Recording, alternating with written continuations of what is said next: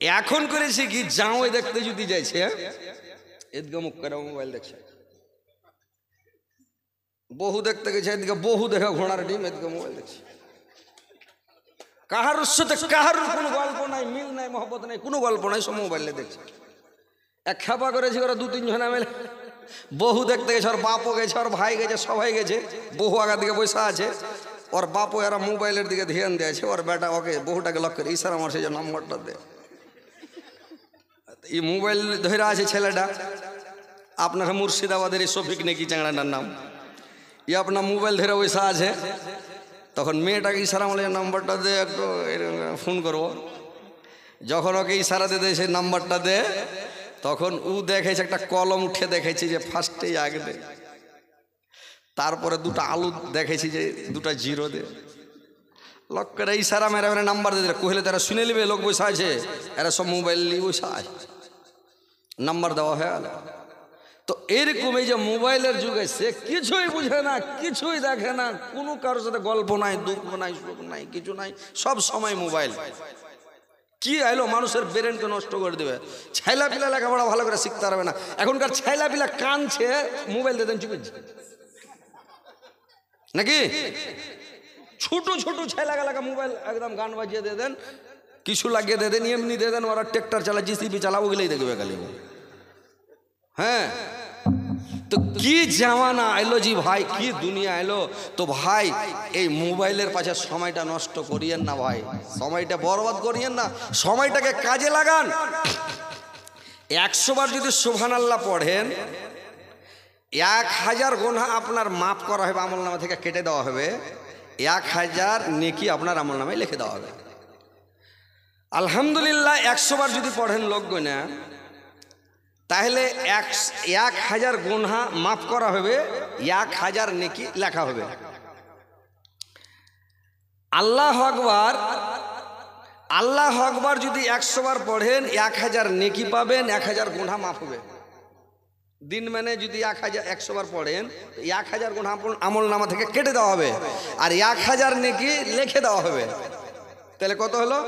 লা ইলাহা ইল্লাল্লাহ, আল্লাহর কাছে 4টা তাসবিহ অতি প্রিয়, আল্লাহর নিকট খুবই প্রিয়। সর্বোত্তম তাসবিহ হচ্ছে 4টা, এটা সুবহানাল্লাহ, একটা আলহামদুলিল্লাহ, একটা হচ্ছে লা ইলাহা ইল্লাল্লাহ, একটা হচ্ছে আল্লাহু আকবার। এই 4টা তাসবিহ আল্লাহর কাছে অতি প্রিয়। 400 বার যদি আঙ্গুল গুনে গুনে পড়লেন, 4000 গুনাহ মাফ করা হবে, 4000 নেকি লেখা হবে। আর দিনে রাতে 5 ওয়াক্ত নামাজ রে ভাই, 5 ওয়াক্ত নামাজে যদি 500 বার মানে 5 বার করে পড়েন, 500 বার করে পড়লে মনে করেন যে 400 বার পড়লেন ফজরে, 400 জোর, 400 আসর, 400 মাগরিব, 400 ইশা, তাইলে 5 ওয়াক্তে যদি পড়েন 20000 নেকি আপনার আমল নামাতে লেখা হবে, 20000 গুনাহ মানে মাফ করে দেওয়া হবে। আল্লাহর রাসূল আরো বললেন, যখন আপনি পেচ্ছাব করবেন, জয়বার পেচ্ছাব করবেন, যদি সুন্নাত তরিকা মোতাবেক পেচ্ছাব করেন, সুন্নাত তরিকা মোতাবেক যদি পায়খানা করেন, তাহলে একটা নেকি পাবেন, একটা গুনাহ আপনার মাফ মানে মিটিয়ে দেওয়া হবে, মাফ করে দেওয়া হবে, একটা গুনাহ মুছে দেওয়া হবে, একটা নেকি আপনার আমলনামায় লিখে দেওয়া হবে। আপনি তো পেশাব করলেন, আপনার দরকার আছে নাকি? পেশাব রুকে থাকতে পারবেন না, হলে সব ফাটিয়া ফুটিয়ে উড়িয়ে যাবে। কিন্তু কথা হলো পেশাব করতেই হবে, উপায় নেই। কিন্তু আপনি বারাতও সারলেন, আরামও পেলেন, ফের নেকিও পেলেন। খালি সুন্নাত তরিকা, উত্তরে মুখ করতে হবে, নি দক্ষিণে মুখ করতে হবে, দুয়া পড়ে বসতে হবে। ওই ওস্তাজি গালাকে যখন মাদ্রাসায় পড়াই, তো ওস্তাজি গালাকে বলছি, হারে তোরা যখন ঝাড়া ফিরতে বসছি কি পেশাব করতে বসছি, তো দোয়া কোচি খুঁজে মুল্লিম সাহেব যখন খুবই একদম এইটা সেটা লাগছে পায়খানা করা, তখন দোয়া ভুলে যাচ্ছি, ধড়ফড় করে বসবো না, দোয়া পড়ব। আর যখন একটু কম ঝাড়া ফেরা লাগছে, তখন দোয়া পড়ছি দিয়ে বসছি। তো দোয়া আইটা সেটা লাগুক, আর খুবই বারাত লাগুক, আর যেমনই লাগুক, দোয়াটা আগে পড়ে বদনা যখনই হাতে করবেন তখনই পড়ে দেবে, কল চাপবেন তখনই পড়ে দেবে। কোন ওস্তাজি ফের বলছে যে মুল্লি সাহেব বই সাইড হচ্ছে, তখন আনন্দের সাথে মেশিনও চলছে, তখন দোয়াটা পড়ছি আমি, তখন তো শয়তানে তোর দেখে নিলে ইজ্জত নাকি? ওই সময় পড়ে কোনো লাভ হলো? বসার আগে পড়তে হবে, শয়তানের চোখ কানা হবে, শয়তান দেখতে পাবে না নাকি? তো বই সাইড সব পড়লে ওকে তো দেখিয়ে দিলে মোড়ল জিয়ার মুন্সিজি দেখে নিলে তো আর লাভই কি হলো, দোয়া পড়ে কোনো লাভ নেই। তো কথা হচ্ছে আপনি সুন্নাতটা মেনে চলবেন, নেকিও পাবেন, গুনাহও মাফ হবে। খালি একটু খাইডে হাদিসটা মনে রাখতে হবে যে আমি উত্তরে মুখ করবো নয় দক্ষিণে মুখ করবো, পশ্চিম দিকে মুখ করে ঝাড়া ফিরতে বসবেন না, পূর্ব দিকে মুখ করে ঝাড়া বা পেশাব করতে বসবেন না। তাহলে এই জিনিসটা খালি মনে রাখতে হবে। আর দুয়াটা পড়ে বসবেন, নেকি পাবেন। কত নেকি আপনার গুনাহ থাকবে যে দিনে 20,000 নেকি পাবেন, 20,000 গুনাহ মাফ করা হবে। আপনি কয় হাজার গুনাহ করবেন বলেন তো? কয়টা গুনাহ করবেন? অতটি গুনাহ হবেন আপনার। আল্লাহ রাসূল বলেছেন এই জন্য তোমার বাড়ির সামনে যদি একটা নদী প্রবাহিত থাকে মানে স্রোত চলে, আর যদি একটা নদী থাকে কলকল করে স্রোত চলছে, ওই নদীতে যদি দিনে তুমি 5 বার গোসল করো তোমার শরীরে কোনো ময়লা থাকতে পারে না। ওইরকম যদি তুমি 5 ওয়াক্ত সালাত আদায় করো, নামাজ পড়ো, তোমার আমল নামাতে একটা গুনার বংশ থাকবে না। ফজরের নামাজ পড়লেন, ফজর থেকে জোহর পর্যন্ত যত গুনাহ করলেন, জোহরের নামাজ যখন পড়লেন এই গুনাহগুলো সমস্ত শেষ হয়ে গেল, মাফ হয়ে গেল। উজু করলেন, উজু করার পরে হাতের দ্বারা যত গুনাহ হয়েছে হাত দিলেন, হাতের গুনাহ মাফ। মুখ ধুলেন, কুলি করলেন, মুখের দ্বারা যত গুনাহ হয়েছে সমস্ত গুনাহ মাফ। চোখ ধুলেন, চোখের দ্বারা যত গুনাহ হয়েছে সমস্ত মাফ। মানে কান যখন মাসা করলেন, কানের দ্বারা যত গুনাহ হয়েছে সব মাফ। মাথা যখন মাসা করলেন, মাথার গুনাহ যেটা ব্রেনের দ্বারা যত গুনাহ হয়েছে, ব্রেনের দ্বারাই মানুষ গুনাহ করে, ও ব্রেনের গুনাহটা মাফ। যখন পা ধুইলেন, আপনার পায়ের দ্বারাই হাইটে যত গুনাহ করেছেন ওই গুনাহটাও মাফ। তো ভাইরা আমার, আপনার আমল নামাতে কোনো গুনাহ থাকবে না যদি 5 ওয়াক্ত সালাত আদায় করেন, 5 ওয়াক্ত নামাজ পড়েন, একটাও গুনাহ থাকবে না। আপনি একবারে ফ্রেশ হয়ে থাকবেন। মত যখন আসবে চলে আসুক, কোনো চিন্তা আছে? টিকিট কাটা একদম স্টেশনে খাড়িয়ে থাকেন, যখন আসবে বন্দে ভারত চড়েলেন, শোঁ করে চড়েন। টিটি আসুক আর টিটির বাপ আসুক, টিকিট তো আছে নাকি? ওই একজনা করেছি ট্রেনে চড়ে চলে ছাড়ু পা এখান থেকে ঠুঁটা লক করে তখন মনে তাহলে লুকিয়ে বসে আছে। টিটি কয়ে যায় টিকিট টিকিট টিকিট, ই কিছু কহে না টিকটি রেগে গেছে, একদম ঝক্কা পাখানকে বাইর করে ঝুঁকে দিলে টিটি চমকে গেছে, রে বাপরে এরকম দেখছে তোর পা ঠুঁটা নেই, তুই কোন টিকিট দিবে, তুই লক করে থেকে গেছে। তো ট্রেনে মানে যদি আপনার কাছে টিকিট থাকে তো জানা খুব থাকবে কিনা, মনে সাহস থাকবে, পুলিশে ধরুক কি করবে, ধরে টিকিট তো আছে ধরবে না। তো ওইরকম নমাজ পড়ে, রোজা রেখে, তসবিহ পড়ে, জিকির করে আপনি নেকি করে রেডি থাকেন, মত চলে আসুক না, ভয় আছে কি? মরলে তো আনন্দ আর মাস্তি আর মজ মাস্তি, মরার পরে এখানে তো মাস্তি হয় না। এখানে মাস্তি কি করছেন? একটু বেশি করে খেলে তো পেট খারাপ, একটু বেশি খেলে 14 বার পায়খানা করতে যান, একটু বেশি খেলে কি করে যান, জান্নাতে খাইবেন কিছু নাই, হুঁড়িয়া খেয়ে যান যত পারবেন, কোনো নো টেনশন। পায়খানা নাই, পেশাও নাই, পেট গড় হজম নাই, বদ হজম নাই, কিচ্ছু নাই, যত পারবেন খেয়ে যান, সাটিয়ে দেন। তাহলে ওখানকার এত মজ মাস্তি আনন্দ ছেড়ে এখানে দুনিয়াতে আছেন। তা আমরা মুসলমান মুতকে কোনো ডর করি যে ভাই? ডরাইবে কেটা? যারা নামাজ রোজা করেনি ওরা ডরাইবে। স্টেশনে যার টিকিট নাই ও খালি পায়খানা রুমে ঢুকবে, বাথরুমে ঢুকবে, এদিকে টিটিকে দেখলে সিটের তলে ঢুকবে, খালি লুকাইবে, জানে ভয় আছে যে ধরলি জেল দিবে নাকি। তো ওইরকম যার নেকি নাই ও ভয় করে মত কে, আর যার নেকি আছে ও কিসের ভয়? মানুষ বলে মমিন মরে যায়, মমিন কোনোদিন মরে না। মমিন জেলখানা থেকে ছুটে নিজের বাড়ি যায়। জানেন পৃথিবীটা হচ্ছে আর দুনিয়া সিজনুল মোমেনে ওয়া জান্নাতুল কাফের। পৃথিবী মুসলমান মুমিনের জন্য, আপনাদের জন্য, আমাদের জন্য জেলখানা ভাই, আর কাফেরের জন্য জান্নাত নাকি? কাফেরদের জন্য জান্নাত, ওরা পৃথিবীতেই মাস্তি, দুনিয়াতে যত পারবে খেলাও।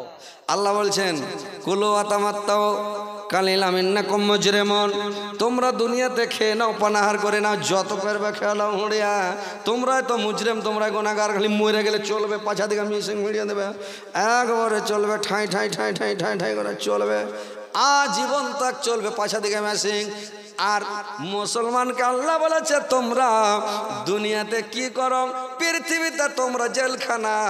আমাদের মনে যেটা চাইছে ভাই চলবে না, হাদিস যেটা বলছে, আল্লাহর রাসূল যেটা বলে গেছেন, আল্লাহর যেটা আইন, আল্লাহর রাসূলের ওইটা আইন, আর ওই আইনটাকে মাইনা চলতে হবে, নাবির অনুকরণ করে, নাবির অনুসরণ করে চলতে হবে ভাই। এখানে মাস্তি করলে চলবে না, মজু মাস্তি করলে হবে না নাকি? চলবে?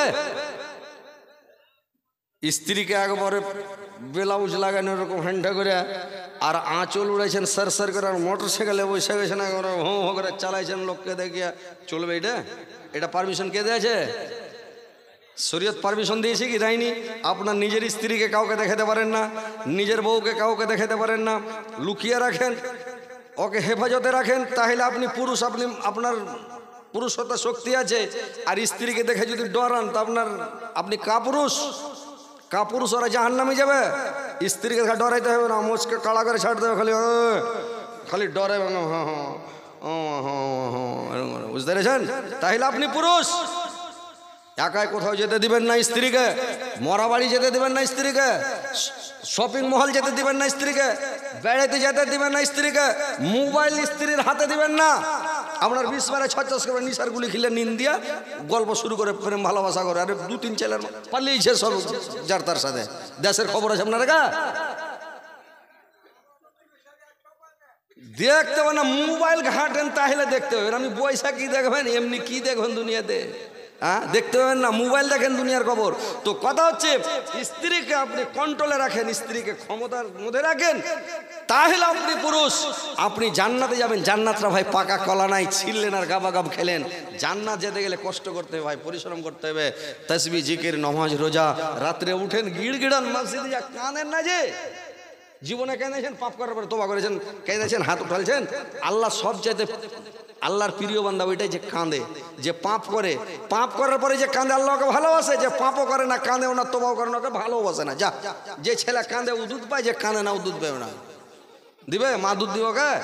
ও কানে না, হাত লাহা পড়া আছে, সীতা সর মা কহেছে থালি ডিমে এলি, একদিন এখন ঝেড়ে দিয়ে এলি, রুটি পাকিয়ে এলি, একটু খেয়ে এলি, তারপরে দেখছে যে তাও পেঁপু কিছু করে না, বলে যা আরো একটু কাজ কাম সেরেলি, উপরেই আছে। আর যে ছেলে কাঁদবে ও সব কাম ফেলে দেখবে এই ছেলেটা আমার খুব জিদ্দাল, একে না চুপাইলে হবে না, সব কাম ফেলে ওকে দুধ খেলে বাগে। আপনি আল্লাহর কাছে চাইবেন, আল্লাহ তো দেওয়ার লেগে বসে আছে যে ভাই। আল্লাহর কাছে কোন কমি আছে?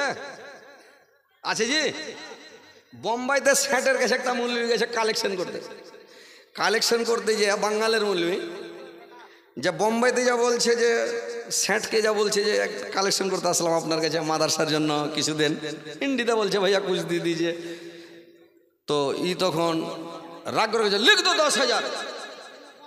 তো ডরে গেছে, ফার্স্টই 10,000, ভয় খেয়ে গেছে, রাগ করে কইছে না মারবে না ধরে বানবে, 10,000 কেন ফার্স্টই কয়ে দিলে?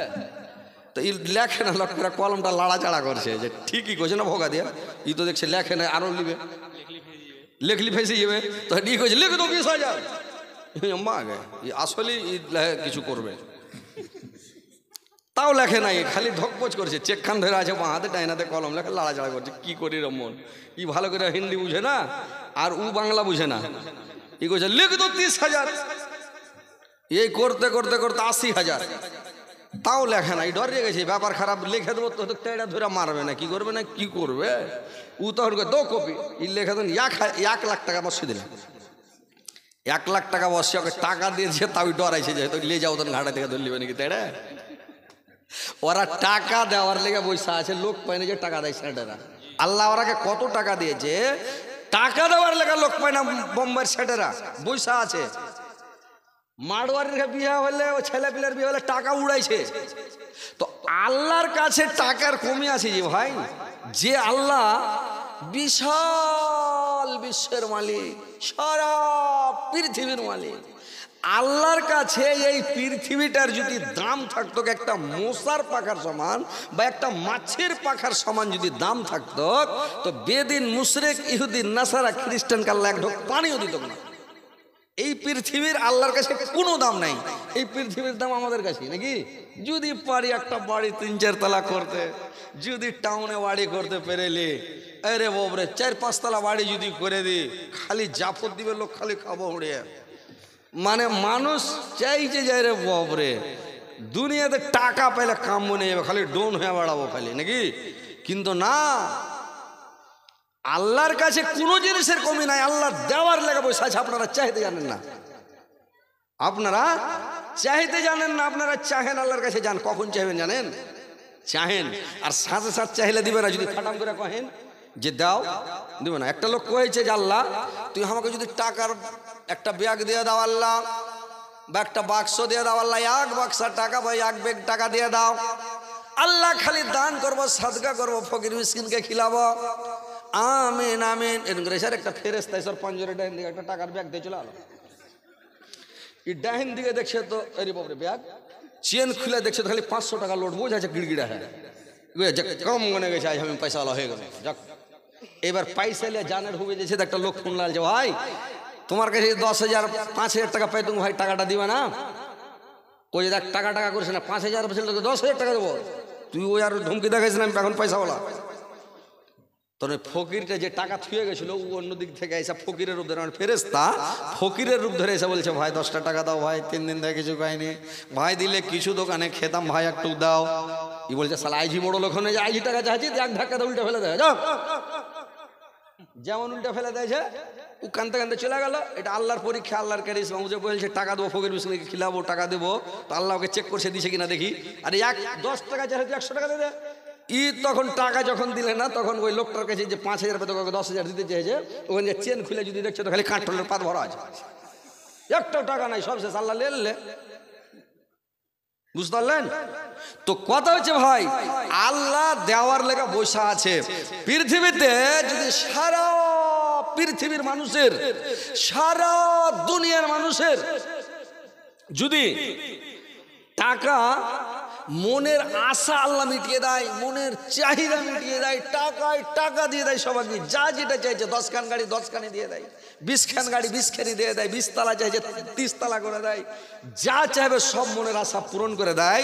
তো একটা সমুদ্রের মধ্যে সুই ডুবিয়া যতটা জল উঠবে আল্লাহর কাছে অতটা নিয়ে কমাইতে পারবে না ভাই। জোরসে বলেন সুবহানাল্লাহ। আল্লাহর কাছে কত আছে যে কমাইতে পারবে না। তো আল্লাহ দেওয়ার লেগে বৈশা আছে, আপনারা নিতে জানেন না জি।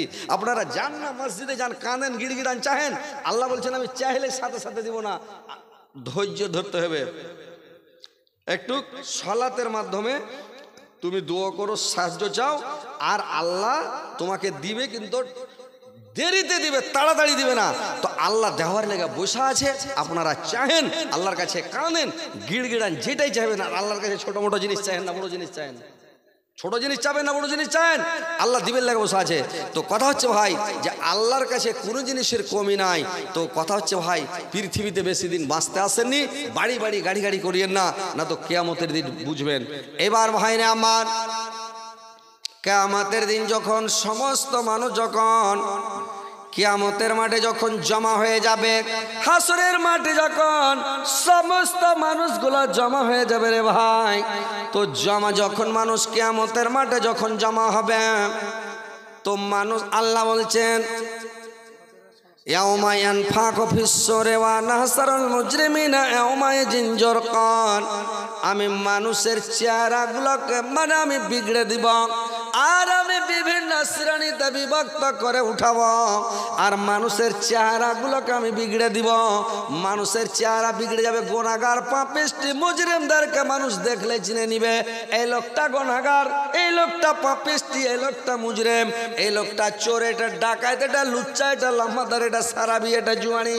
মানুষের চেহারাগুলোকে পাল্টে দিবে, চক্ষুগুলো নীল হয়ে যাবে রে ভাই, চোখগুলো নীল হয়ে যাবে, আর সমস্ত মানুষের চুলগুলো সঝাড়ের কাঁটার মতন সব খাড়িয়ে যাবে, চুলগুলো সব কাটা কাটা হয়ে খাড়িয়ে যাবে, আর চেহারা বিগড়ে ভূতের মতন বিকট হয়ে যাবে। মানুষ দেখলে চিনবে লোকটা গুনাহগার পাপিষ্টি। এবার মানুষ যখন কিয়ামতের কোটে উঠবে, মানুষ মাটির তল থেকে বের হবে রে ভাই, পিঁপড়ার লাইনের মতন সব মানুষ মাটির তল থেকে উঠবে, আর কিয়ামতের মাঠে সব দৌড়িয়ে দৌড়িয়ে যাবে, হাসরের মাঠে সব দৌড়িয়ে যাবে। আর যখন হাসরের মাঠে সব দৌড়িয়ে যাবে, টাপিয়ে যাবে, এবার যে যখন মানুষ কিয়ামতের মাঠে জমা হবে, ঢালা হারে একই সাথে সবকে জমা করবে না। আল্লাহ বলছেন আমি কিয়ামতের দিন বিভিন্ন শ্রেণীতে বিভক্ত করব, আর মানুষকে আমি বিভিন্ন শ্রেণীতে মানে রাখবো, এক জায়গাতে গড় মিশাল করে রাখবো না। এইবার কি করবে ভাই, কিয়ামতের মাঠে যখন মানুষটা উঠবে তখন কি করবে জানেন? মানুষকে বিভিন্ন শ্রেণীতে বিভক্ত করে যখন উঠাবে, তো মানুষ কি করবে? কিয়ামতের মাঠে যখন উঠবে, একটা মানুষ যখন উঠবে তার চেহারাটা সরের মতন হয়ে যাবে, সরের মতন আকার আকৃতি হয়ে যাবে। ওরা একটা দল, একটা শ্রেণী একদিকে ওরা জমা হবে, একদিকে ওরা জমা হবে রে ভাই। ওই লোকটা পৃথিবীতে কোনোদিন জীবনে হালাল রুজি খায়নি, সারাটা জীবন বেঈমানি করে, শয়তানি করে, আর ছিনতাই করে খেয়েছে, নাজায়েজ খানা খেয়েছে, ঘুষ খেয়েছে, মানে হালাল রুজি পেটে যায়নি, সব সময় হারাম খাদ্য খেয়েছে। এই কারণে এদের চেহারাটা মানে হবে কিশোরের আকার আকৃতি ধারণ করে ওরা জমা হবে। ওরা একটা শ্রেণী, একটা দল একদিকে ওদেরকে জমা করা হবে, আর একটা দল আসবে, ওই লোকটা মানে বান্দরের মতন আকার আকৃতি ধারণ করে আসবে। ওই লোকটা পৃথিবীতে ইয়ার কথা ওকে লাগাইতো, ওর কথা ওকে লাগাইতো, ইয়ার কথা একে লাগায়, ওর কথা ওকে লাগিয়ে দুনিয়াতে বিবাদ সৃষ্টি করত, ঝগড়া সৃষ্টি করত। এই কারণে আল্লাহ পাক এই লোকটাকে বান্দরের আকার আকৃতি করে দিবে। লোকটা ওইভাবে ওর একটা দল, একটা শ্রেণী একদিকে জমা হবে রে ভাই, আর একটা দল কিয়ামতের মাঠে জমা হবে। ওই লোকটা কিয়ামতের মাঠে জমা হবে। ওই লোকটা কেমন ভাবে জমা হবে রে ভাই? হাত থাকবে না, পা থাকবে না, পুঙ্গ হয়ে জমা হবে। পুঙ্গা হয়ে কিয়ামতের কোটে জমা হবে, হাত পা থাকবে না, গোড় পড়তে পড়তে উল্টিতে পাল্টিতে কিয়ামতের মাঠে জমা হবে। আল্লাহর নবী বললেন, ওই লোকটা কি পাপ করেছে পৃথিবীতে জানেন? যে যার হাত পা থাকবে না, পুঙ্গ হয়ে উঠবে, ওই লোকটা পৃথিবীতে প্রতিবেশীকে কষ্ট দিয়েছে, প্রতিবেশীর ওপর জুলুম করেছে, পড়োশিকে কষ্ট দিয়েছে। ভাই, পড়োশিকে কোনোদিন কষ্ট দিবেন না, প্রতিবেশীকে দুঃখ দিবেন না। আল্লাহর রাসূল একদিন জিহাদে বেরিয়ে গেছেন, যুদ্ধের জন্য তৈরি হচ্ছেন। আল্লাহর নবী বললেন, ওরে আমার সাহাবারা, তোমরা কে আছো? তোমরা যে যুদ্ধে যাবে, জিহাদ করতে যাবে, তোমরা কে আছো যে তোমরা তোমার প্রতিবেশীর ওপর জুলুম করেছে? এরকম কোন কি লোক আছো আমার দলের মধ্যে? একটা লোক বলল, নবী গো আমি আছি। বললে কি? বললে আমি আমার প্রতিবেশীর ওপর জুলুম করেছি। বললে কি জুলুম করেছো? বললে আমি জুলুম করেছি, আমার প্রতিবেশীর ঘরের দেওয়ালে ডাওয়াতে আমি পেচ্ছাব করেছি, এই জন্য আমি প্রতিবেশীকে কষ্ট দিয়েছি। আল্লাহর রাসূল বললেন, তোমাকে যুদ্ধে যেতে হবে না, তোমাকে জিহাদ করতে যেতে হবে না, তুমি বাড়ি চলে যাও। লোকটাকে নিয়ে গেল না। তুমি প্রতিবেশীকে কোনোদিন কষ্ট দিও না, আঘাত দিও না, তুমি পড়োশিকে ভালোবাসো, পড়োশির সাথে তুমি সৎ আচরণ করো। তোমার প্রতিবেশী তোমার ভালো মন্দের রিপোর্টার। যখন আল্লাহর নবীকে সাহাবীরা বললেন, নবীগণ আমি কেমন করে বুঝতে পারবো যে আমি ভালো আছি? কেমন করে বুঝতে পারবো আমি খারাপ আছি? আল্লাহর রাসূল বললেন, ওরে আমার সাহাবা শুনে নাও, যেদিন তোমার প্রতিবেশী বলবে লোকটা খারাপ, তুমি জেনে নিও সত্যিকার আমি খারাপ আছি। আর যদি তোমার প্রতিবেশী তোমার নাম করে, তোমার প্রতিবেশী যদি তোমার নাম করে লোকটা খুব ভালো, আমার পড়োশি খুব ভালো, তাহলে তুমি জেনে নিও যে আমি খুব ভালো বা ভালো হয়ে গেছি। ভাইরা আমার, মরে গেলে আপনি যখন মরে যাবেন, আপনার জন্য যেন আপনার গ্রামের লোক, প্রতিবেশীর লোক, আপনার আত্মীয় স্বজন তো কাঁদবে, কিন্তু প্রতিবেশী আশেপাশের পড়োশিরাও যেন আপনার জন্য একটু কাঁদে। না কাঁদলো যেন হাই পস্তানা করে, একটু ধিয়ায় বা পস্তানা করে, লোকটা খুব ভালো ছিল, লোকটা খুব সুন্দর ছিল, লোকটা খুব মিশুক ছিল, লোকটা কোনোদিন কারোর সাথে কাজিয়া করেনি, বেমানি করেনি, শয়তানি করেনি, লোকটা কারোর কোনোদিন ক্ষতি করেনি, যেন লোকগুলো তোমার ভালো রিপোর্ট দেয়। এই জন্য আল্লাহ রাসূল বললেন, তোমরা প্রতিবেশীকে খুবই ভালোবাসো, পড়োশিকে খুব ভালোবাসো, পড়োশিকে কষ্ট দিও না, পড়োশির উপরে জুলুম করিও না, অত্যাচার করিও না। পড়োশিকে আল্লাহ রাসূল সাহাবীদেরকে বললেন, চুরি করাটা কেমন কাজ এবং কতটুকু অপরাধ? আল্লাহর সাহাবীরা বললেন, ইয়া রাসূলুল্লাহ, চুরিকে তো আপনি এবং আল্লাহর রাসূল হারাম করেছেন, এটা তো খুবই হারাম কাজ, খারাপ কাজ, পাপের কাজ। আল্লাহর রাসূল বললেন, কোন ব্যক্তি যদি কোনো জায়গায় দূরে পারে 10 দিন চুরি করে, 10 দিন চুরি করে যে গোনা হবে, প্রতিবেশীর বাড়িতে 1 দিন চুরি করলে অতটা গোনা। প্রতিবেশীর বাড়িতে যদি কোনো মহিলার সঙ্গে, প্রতিবেশীর মহিলার সঙ্গে জেনা করে, অন্য গ্রামে 10 দিন জেনা করলে যেটা গোনা হবে, ওই গোনাটা এঠে 1 দিন করলে হবে। ওইখানে 10 দিন মানে 10টা মেয়ের সাথে জেনা করে যা গোনা হবে, প্রতিবেশীর একটা মহিলার সাথে জেনা করলে অতটা গোনা হবে।